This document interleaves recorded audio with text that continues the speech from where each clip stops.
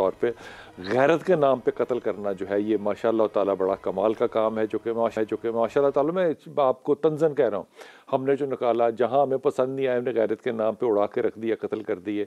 लेकिन फिर उसके बाद हम बात जो करेंगे ना, वो हम करेंगे सीरत की, फिर हम बात करेंगे सुन्नत की, फिर हम बात करेंगे कुरान हकीम में अल्लाह ने हमें हकूक़ दिए। मुझे समझ में ये नहीं पड़ रहा कि हम जो इतनी ये बातें कर रहे हैं, आखिरकार लोगों ने इन वजूहात से ही कलमा पढ़ा है, लेकिन इन वजूहात से अपने आप को ठीक क्यों नहीं किया? इसका जवाब जो हमारे उलमा इकराम इंशाअल्लाह ताला आज भी देंगे, वो ये होगा कि जनाब फॉलो नहीं करते, तो भाई क्यों फॉलो नहीं करते? ये बहरहाल वो ही बताएंगे। ये जो कत्ल हैं उस तरह से जो कि आपके महरम रिश्ते हैं, मेरे ख्याल में ये सिर्फ कत्ल नहीं है, ये एक नेक्स्ट लेवल है कि आप जिन रिश्तों के ऊपर तकिया करते हैं वो ही आपका दुश्मन जो है वो बन जाए।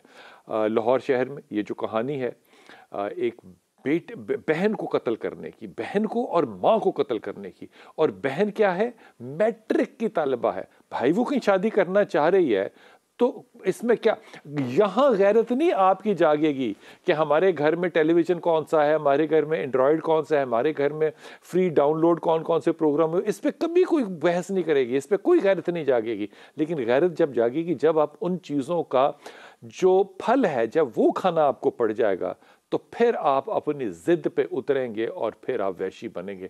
यहाँ तक क्या अजाब ख़त्म हो गया इस मुल्क का? हरगिज़ नहीं, यहाँ से अजाब शुरू होता है। अजाब यहाँ से शुरू होगा अब कि इस माशरे में इस मुजरिम को सज़ा देने वाला कोई नहीं होगा, क्योंकि इसी मुजरिम का जो मुद्दई होगा वो उसका बाप या चाचा या ताया या बहन या भाई बन जाएगा, और 6-7 महीने के बाद ये काम जो है ये ठीक हो जाएगा। यानी कि यही कातिल इस माशरे में दोबारा आएगा।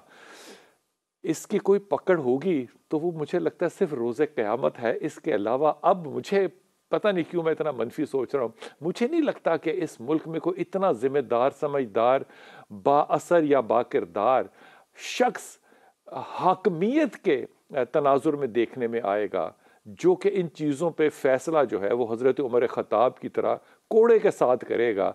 आपकी मतलब थकी हुई गुफ्तगू और बेकार किस्म के मंतक के ऊपर नहीं करेगा। हमारे साथ ज़ियाउल्लाह शाह बुखारी होंगे इंशाअल्लाह ताला। डॉक्टर उबाब हमारे साथ। डॉक्टर साहब बहुत शुक्रिया आपका।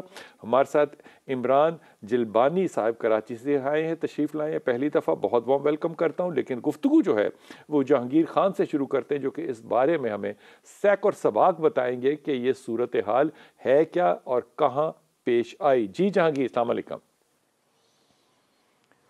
वालेकुम सलाम बिलाल साहब। जी जनाब, क्या सूरत हाल है, इसका कुछ सैक और सबाक बताएं। मैट्रिक की बच्ची कत्ल हो गई, माँ को कत्ल कर दिया, कोई इतना बड़ा जुर्म हो गया था?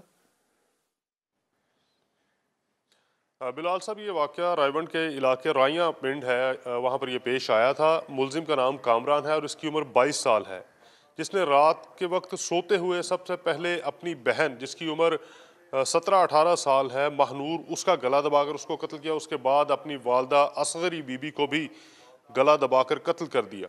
मुलजिम जो है ये 6 भाई हैं, 2 इनकी बहनें हैं, जिनमें से महनूर कत्ल हो चुकी है और छोटी बहन की उम्र अभी 6 साल है। मुलजिम जो है ये पान सिगरेट की दुकान जो है वो चलाता था, और इनका जो वालिद है वो एक सरकारी स्कूल में चौकीदार इस मुकदमे का मुद्दई बना है।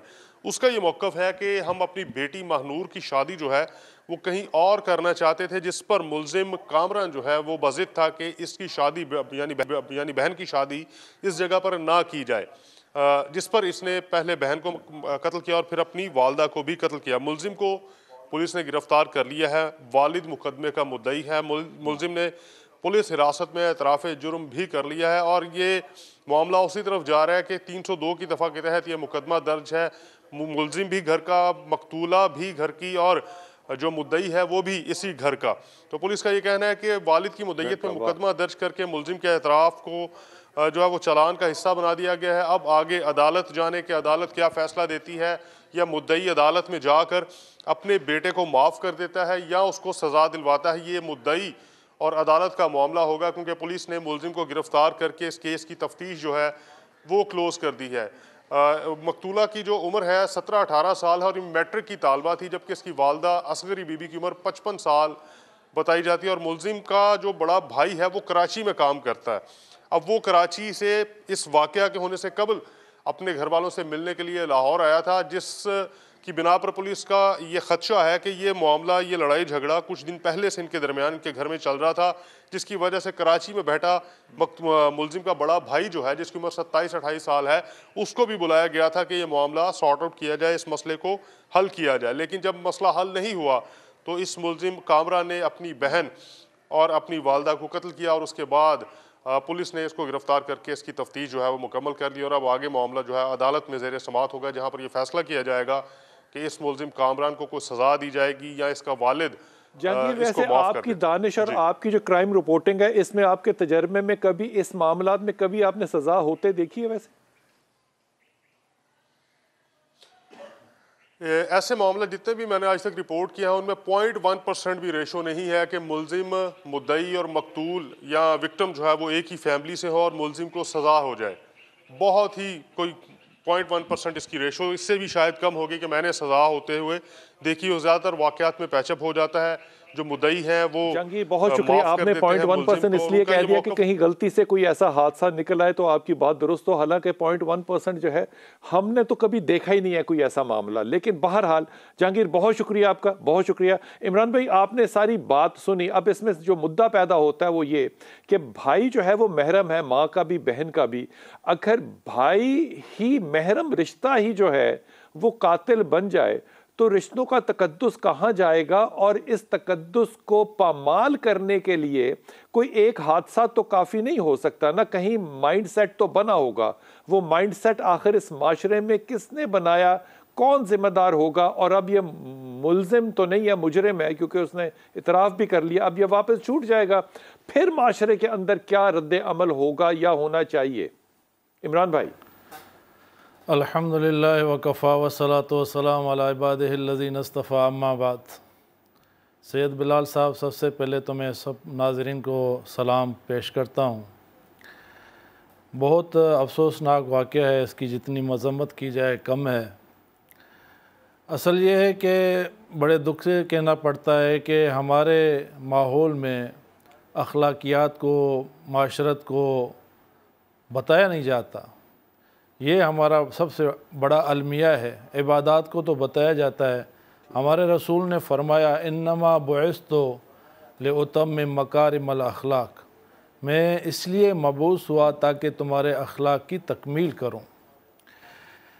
باپ کی کیا عظمت ہے، ماں کا کیا مقام ہے، بہن کی کیا حرمت ہے، عزت ہے، آبرو ہے، اس کو بتایا نہیں جاتا۔ میں آپ کو ایک مختصر واقعہ آپ کے سامنے پیش کرنا چاہتا ہوں کہ ایک شخص نے، ایک صحابی رسول نے آپ صلی اللہ علیہ وسلم کی خدمت میں اپنے باپ کی شکایت کی کہ میں پیسے جمع کرتا ہوں، میرا باپ خرچ کر دیتا ہے۔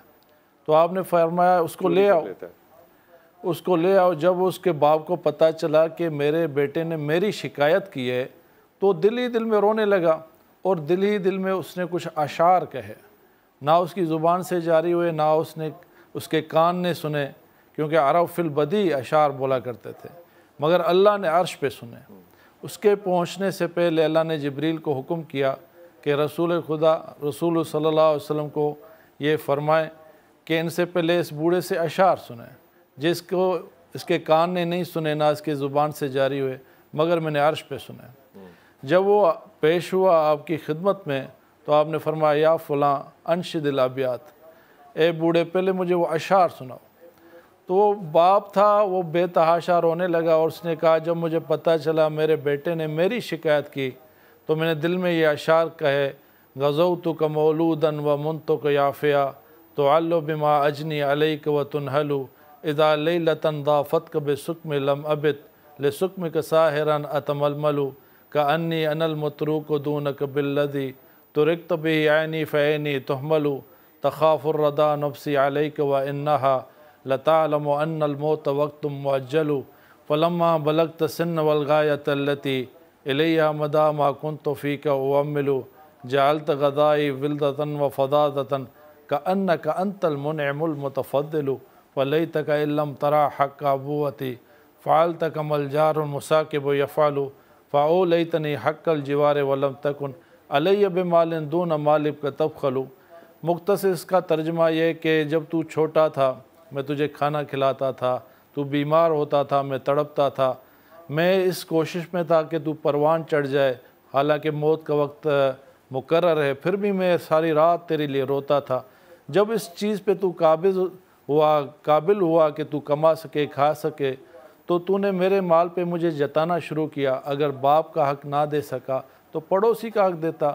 تو آپ صلی اللہ علیہ وسلم نے یہ اشعار سن کے فرمایا، فبکا رسول اللہ، بے تحاشا رو کے فرمایا، انت و مالک لابیک، جا تو اور تیرا مال تیرے باپ کا ہے۔ بڑے افسوس سے کہنا پڑتا ہے کہ بھائی سے اگر زمین کا مطالبہ کر لے بہن تو اس کو غیرت جاگ جاتی ہے۔ بہن اگر رشتے کا مطالبہ کر دے اپنے ماں باپ سے یا بھائی سے کہ مجھے فلاں جگہ کرنا ہے۔ عمران بھائی سوال یہ پیدا ہوتا ہے کہ یہ جو آپ فرما رہے ہیں کہ اخلاقی تربیت نہیں کرتے، یہ کرنی کس نے تھی؟ یہ کس کا ذمہ ہے بنیادی طور پہ؟ سر بنیادی ذمہ تو سید صاحب یہ والدین کا ہے، کیونکہ پہلا گھر ان کا جو خاندان ہے وہی اسکول ہوتا ہے۔ ہمارے اکابر نے تو ہمیں بتایا، حضرت علی رضی اللہ عنہ نے فرمایا کہ جب بیٹا پیدا ہو تو بیٹا یا بیٹی تو 7 سال تک باپ اس کو اپنا آقا سمجھے اور اپنے آپ کو اس کا غلام سمجھے، کیونکہ اس کو محبت کی ضرورت ہے۔ جب 7 سال سے 14 سال کا 7 سال اور ہو جائیں تو باپ اس کا آقا ہو جائے، بیٹے کو اپنا، بیٹی کو اپنا غلام سمجھے، کیونکہ اس کی نشو و نما ہوتی ہے، باہر کے لوگوں سے ملتا ہے تو باپ کی نظر میں رہے گا۔ اور 14 سال سے 7 سال اور 21 برس کا ہو جائے تو اس کو اپنا مشیر بنائے، اس سے مشورے لے تاکہ اس کو خود اعتمادی ہو۔ تو پہلا جو اسکول ہے، تھاٹ ہے، وہ تو ان کے والدین ہیں، ان کو وہ تربیت دینی پڑے گی۔ اور جو ہمارے سوال